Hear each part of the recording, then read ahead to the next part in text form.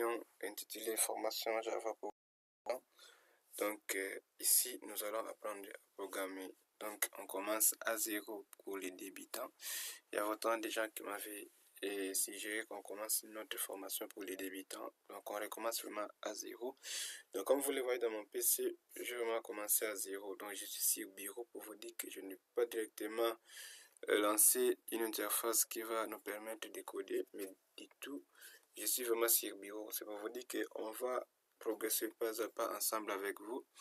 Et là, la première des choses qu'on va faire dans ce tuto, c'est d'abord de vous montrer les outils qu'on va utiliser et on va avoir comprendre ensemble comment faut-il les installer et comment les lancer ensemble avec vous. Nous allons voir comment cela va procéder. Alors pourquoi une formation en programmation? Parce que nous savons à ce moment que la technologie informatique occupe vraiment un espace totalement vaste dans la communauté.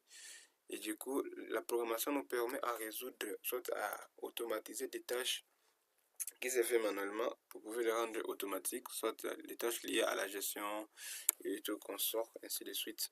Donc, la programmation, c'est quand même une chose qui vous permet d'écrire une suite d'instructions qui va vous permettre de résoudre un problème donné. Donc, alors vous allez voir que nous n'allons pas vraiment tenir sur l'algorithmique. Normalement, on devait quand même réviser un peu les notions d'algorithmique, mais on n'aura pas assez de temps. On va directement s'adapter au langage Java. Donc, dans cette formation, le langage que nous allons apprendre à programmer, c'est le langage Java, j'espère.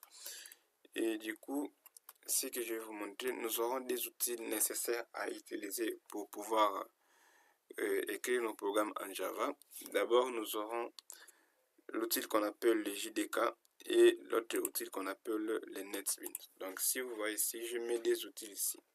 Le JDK, c'est un compilateur de code Java. Donc, c'est lui qui compile le code que vous allez commencer à écrire dans votre environnement de développement. Donc, notre environnement de développement, ce serait NetBeans 8 qu'on va utiliser, le ID 8.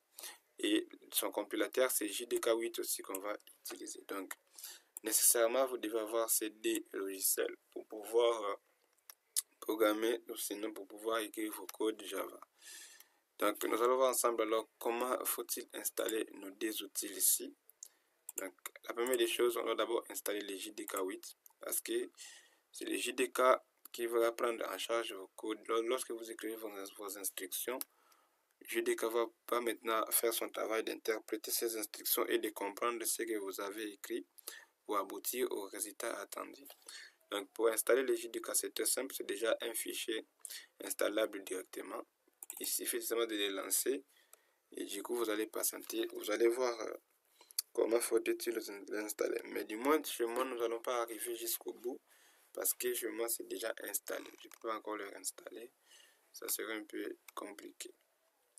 Ces logiciels, si vous pouvez me faire signe dans le groupe WhatsApp, on saura quoi faire pour pouvoir partager les logiciels à tout le monde, c'est gratuit.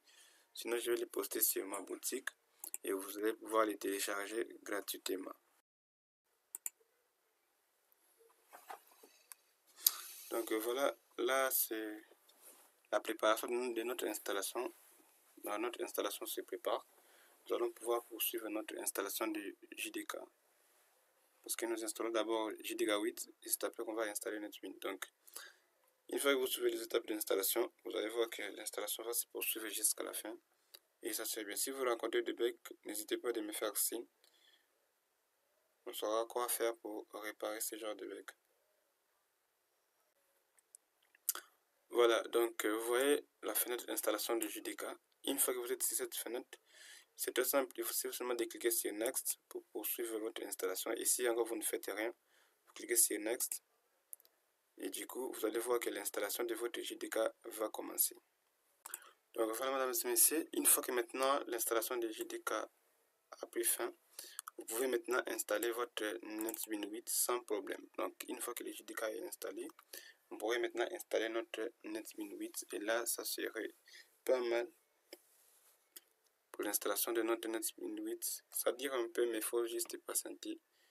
Il n'y a pas grand chose à régler, c'est juste qu'il faut poursuivre l'installation sur Next et une fois que c'est bon, vous pouvez lancer votre NetBeans à partir du bureau. Donc vous allez voir maintenant votre icône de NetBeans va s'afficher sur le bureau.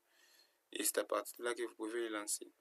Et c'est dans cette plateforme de développement, cet environnement de développement, que vous pouvez développer vos applications, écrire vos programmes en ces textes, que ce soit en console ou en graphique. C'est compatible avec Windows 10. Et nous aurons maintenant l'interface qui s'affiche, qui va nous permettre d'installer notre JDK 8. Une fois que vous continuez l'installation, et à la fin, vous aurez qu'à finaliser votre installation. Ça serait très simple et facile. Vous allez comprendre qu'il n'y a rien de grave. L'installation de notre JDK qui commence.